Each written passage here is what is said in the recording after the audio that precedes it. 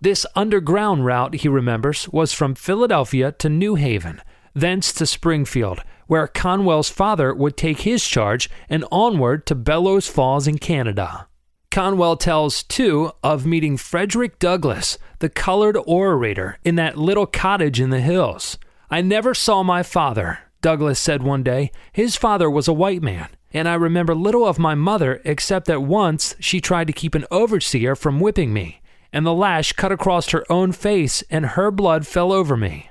When John Brown was captured," Conwell went on, "my father tried to sell this place to get a little money to send to help his defense, but he couldn't sell it, and on the day of the execution we knelt solemnly here, from 11 to 12, just praying in silence for the passing soul of John Brown.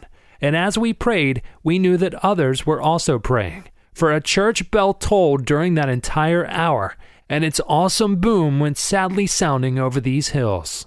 Conwell believes that his real life dates from a happening of the time of the Civil War, a happening that still looms vivid and intense before him, and which undoubtedly did deepen and strengthen his strong and deep nature. Yet the real Conwell was always essentially the same.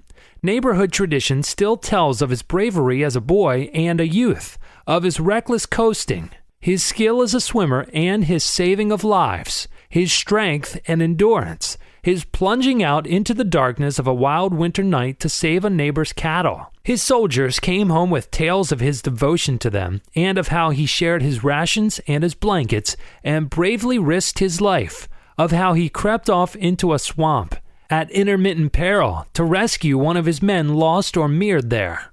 The present Conwell was always Conwell. In fact, he may be traced through his ancestry too, for in him are the sturdy virtues, the bravery, the grim determination, the practicality of his father, of romanticism that comes from his grandmother, and the dreamy qualities of his mother, who, practical and hard-working New England woman that she was at the same time influenced by an almost startling mysticism.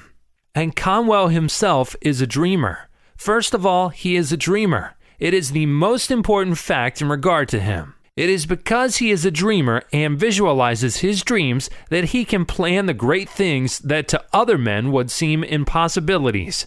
And then his intensely practical side, his intense efficiency, his power, his skill, his patience, his fine earnestness, his mastery over others, develop his dreams into realities. He dreams dreams and sees visions. But his visions are never visionary, and his dreams become facts. The rocky hills, which meant a dogged struggle for very existence, the fugitive slaves, John Brown, what a school for youth. And the literal school was a tiny one-room schoolhouse where young Conwell came under the care of a teacher who realized the boy's unusual capabilities and was able to give him broad and unusual help. Then a wise country preacher also recognized the unusual and urged the parents to give still more education, whereupon supreme effort was made and young Russell was sent to Wilbraham Academy. He likes to tell of his life there and of the hardships, of which he makes light, and of the joy with which weekend pies and cakes were received from home. He tells of how he went out on the road selling books from house to house, and of how eagerly he devoured the contents of the sample books that he carried.